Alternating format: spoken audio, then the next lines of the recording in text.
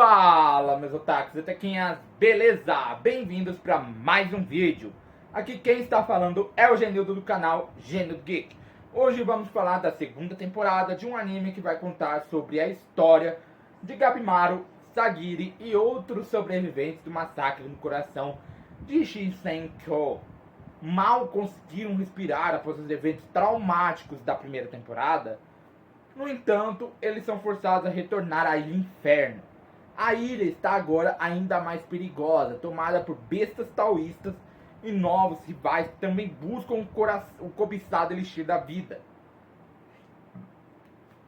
O cenário se torna um campo de batalha brutal entre condenados, carrascos e os habitantes monstruosos da ilha. Os personagens se envolvem em pactos frágeis em meio a cultos insanos e mistérios mais profundos da ilha, o que força Gabimaru a tomar uma decisão crucial: romper seu destino de ninja assassino e lutar por sua liberdade, ou cair na selva que devora heróis, né? Estou falando de Paraíso do Inferno, então já solta o dedo no like, já comenta aí embaixo, já compartilha nosso vídeo, porque hoje ele será épico. Então vamos embora!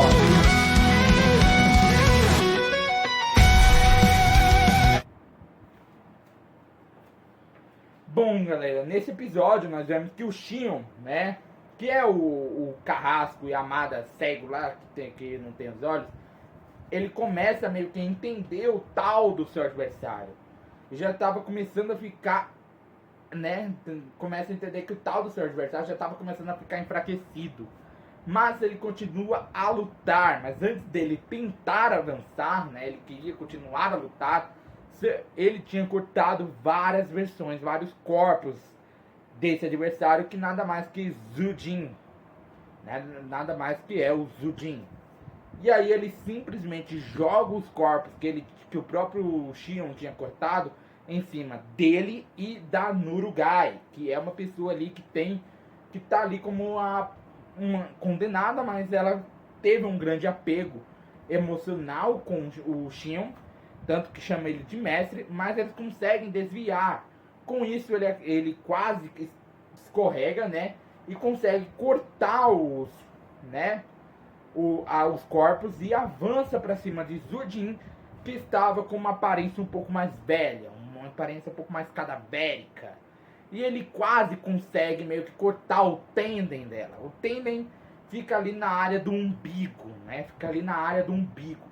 E na verdade o Shion queria vingança, pois foi o Zujin que matou seu aluno, que é chamado de Tenza, né? Ele matou o Tenza, né? O Zujin, né? A Zujin, né? Porque ela é mulher, eles conseguem meio que mudar de sexo, conseguem virar homem, conseguem virar mulher. Então ele consegue desviar, né? A Zujin consegue desviar e pular na água para meio que tentar recuperar uma aparência um pouco mais jovem, né, jovial. E ela consegue, e nisso a Nurugai e o Shion partem para cima dela juntos, em um ataque em sequência. Só que o Shion queria matar ela sozinho, só que ele precisava mandar a Nurugai embora. Então ele parte para cima dela, mas cria um domo com seus corpos, ela cria um domo com seus corpos, a Zujin, com seus corpos em cima do Shion, mas ele consegue meio que se livrar, cortando todo mundo, e consegue meio que fincar sua espada na área onde o tendem da Zujin fica, né? E tenta afundar a espada, porque foi o que ele pensou na hora em que eles estavam criando a estratégia, né? Se você poderia espetar ali o seu adversário, e aí seria uma batalha de força de vontade. Por quê? Porque a Zujin iria fazer de tudo para matar o Shion, né? E impedir que ele matasse ela. Então seria uma batalha de força de vontade. Mas como ela não queria morrer, ela usa seus galhos para tentar matar. E ele consegue fazer a Nurugai sair dali, mas ela também acaba se lembrando Tenzin, né? Que foi o aluno que o Shion meio que admirava. Por quê? Porque o Shion tem um passado um pouco mais delicado. A mãe dele cortou os olhos. E aí ele começou meio que lutar por dinheiro, né? E aí depois o Tenza, né? Ele falava que não se liga pro passado, se liga pra pessoa que você é hoje. E aí ele acaba aparecendo em espírito pra ela e acaba dando forças pra ela voltar lá pra dentro pra tentar salvar o Shion, né?